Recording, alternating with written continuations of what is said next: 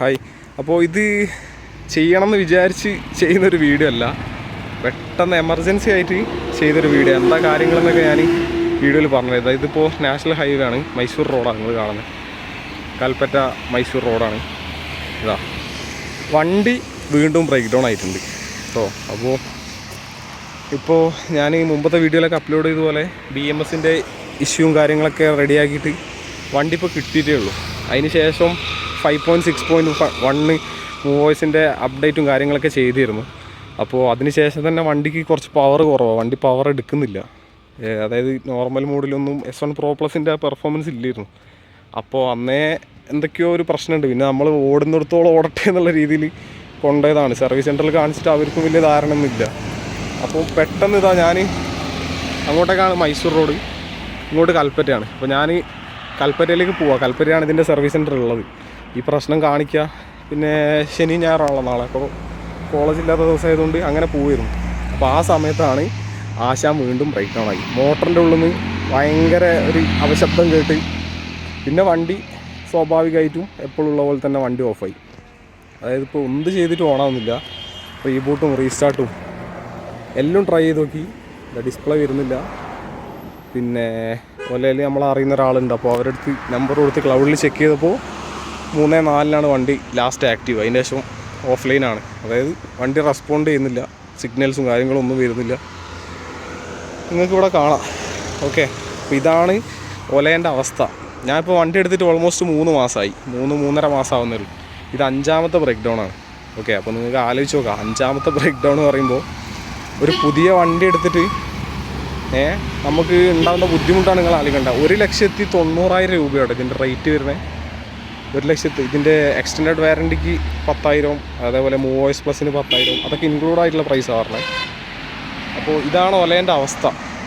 Okay, അപ്പോൾ എനിക്ക് പറയാനുള്ളത്, ഒല എടുക്കുന്ന എല്ലാവരോടും പറയാനുള്ളൊരു കാര്യമാണ്. മുമ്പ് ഫസ്റ്റ് ജനറേഷൻ ഒലയൊക്കെ ഇറങ്ങിയ സമയത്ത് കംപ്ലയിൻറ്റ്സ് ഉണ്ടായിരുന്നെങ്കിലും കമ്പാരിറ്റീവ്ലി കുറവായിരുന്നു. അതായത് ചില വണ്ടികൾക്ക് കംപ്ലയിൻറ്റ് വരും, അത് സർവീസ് സെൻറ്ററിൽ സ്പെയർ പാർട്സ് വരായിട്ട് കെട്ടി കിടക്കായിരുന്നു.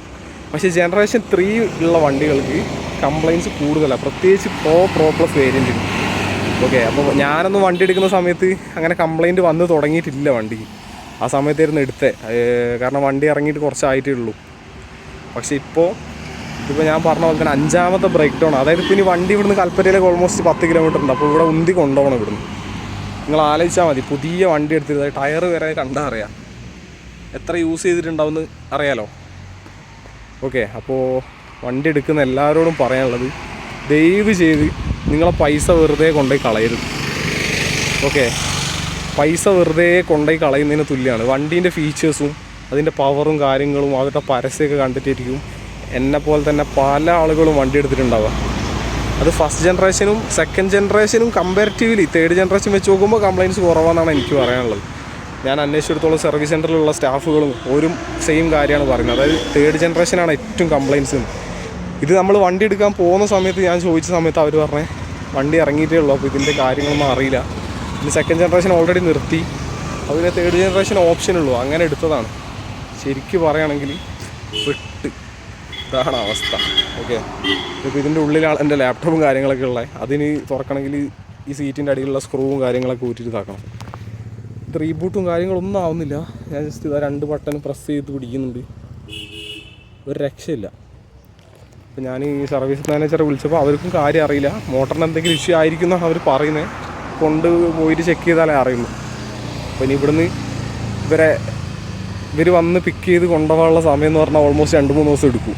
അപ്പോൾ അതിനെക്കാട്ടും നല്ല നമ്മൾ അങ്ങോട്ട് കൊണ്ടുപോയി കൊടുക്കുന്നതാണ്. അപ്പോൾ എന്നോട് ചോദിച്ച എല്ലാവരോടും ഞാൻ പറഞ്ഞിട്ടുണ്ട്, വണ്ടി ഇതാണ് അവസ്ഥ, എടുക്കരുത് എന്നുള്ള. ദയവ് ചെയ്ത് ഞാൻ വീണ്ടും പറയാം, അറ്റ്ലീസ്റ്റ് മലയാളികളെങ്കിലും ഒല എടുക്കരുത്. ജനറേഷൻ 3 മുതലുള്ള വണ്ടികളാണ് പ്രത്യേകിച്ച്. നിങ്ങൾക്ക് അത്രയും ഒല എടുക്കണമെന്നുണ്ടെങ്കിൽ ആ ഫസ്റ്റ് ജനറേഷനുള്ള വണ്ടികൾ സെക്കൻഡ് ഹാൻഡ് വല്ലതും കിട്ടുകയാണെങ്കിൽ എടുത്തു. വണ്ടി എടുത്തു കഴിഞ്ഞാൽ റിഗ്രറ്റ് ചെയ്യും. ചിലപ്പോൾ ചില ആൾക്കാർക്ക് ഭയങ്കര ഭാഗ്യം, അതായത് വണ്ടി എടുത്തിട്ട് കംപ്ലയിൻറ്റ്സും കാര്യങ്ങളൊന്നും ഉണ്ടാവില്ല. അപ്പോൾ അവർ പറയുക, ഞാൻ വണ്ടി എടുത്തിട്ട് ഇത്ര വർഷമായി, എനിക്ക് കംപ്ലയിൻറ്റ്സ് ഒന്നും ഇല്ല, അങ്ങനെയാണ് ഇങ്ങനെയാണ്, ഞാൻ സ്ഥിരമായിട്ട് അടിപൊളിയായിട്ട് പോകുന്നുണ്ട്. പക്ഷേ ഒരു പ്രാവശ്യം കംപ്ലയിൻറ്റ് വന്നു കഴിഞ്ഞാലാണ് അതിൻ്റെ ബുദ്ധിമുട്ടറിയാം. വണ്ടി 2 ആഴ്ച 3 ആഴ്ച ഷോറൂമിൽ കിടക്കും. അപ്പോൾ എൻ്റെ ഇപ്പോൾ 5ാമത്തെ പ്രാവശ്യമാണ് വണ്ടി ഇങ്ങനെ ആവുന്നത്. ഓക്കെ, ഒരു ഇതും ഇല്ലാണ്ടില്ലേ, വണ്ടിക്ക് വേറെ കംപ്ലയിൻസോ കാര്യങ്ങളൊന്നും ഇല്ലായിരുന്നു. നമ്മൾ സർവീസ് ഇപ്പോൾ 5000 കിലോമീറ്റേഴ്സിൻ്റെ സർവീസ് ഇപ്പോൾ കഴിഞ്ഞിട്ടുള്ളൂ. ഇപ്പോൾ ഓൾമോസ്റ്റ് 8000 കിലോമീറ്റർ ആവുന്നേ ഉള്ളൂ. അപ്പോഴേക്കാണ് ഇങ്ങനെ ആയത്. ഓക്കെ, അപ്പോൾ ഞാൻ വീണ്ടും പറയാണ്, ദയവ് ചെയ്ത് ഇതിൻ്റെതാ കാണാനുള്ള ലുക്കും കാര്യങ്ങളൊക്കെ കണ്ടിട്ടിരിക്കും പല ആളുകൾ ഇതിൽ പോയി വീഴുന്നത്. ശരിക്കും ഇത് ഏറ്റവും വലിയൊരു സ്കാമാണ് ഇന്ത്യയിൽ നടക്കുന്നത്.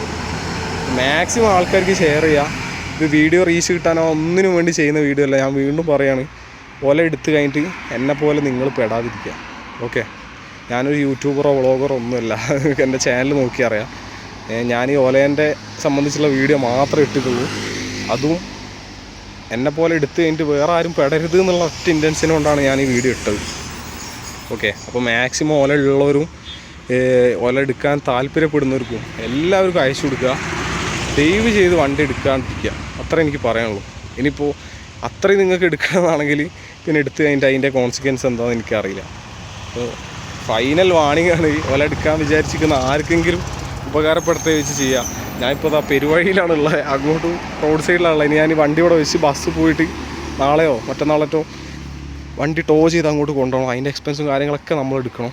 ഓക്കെ, അപ്പോൾ ദയവ് ചെയ്ത് ഓല എടുക്കുന്ന എല്ലാവരും ഈ കാര്യം ഒന്ന് കൺസിഡർ ചെയ്യുക.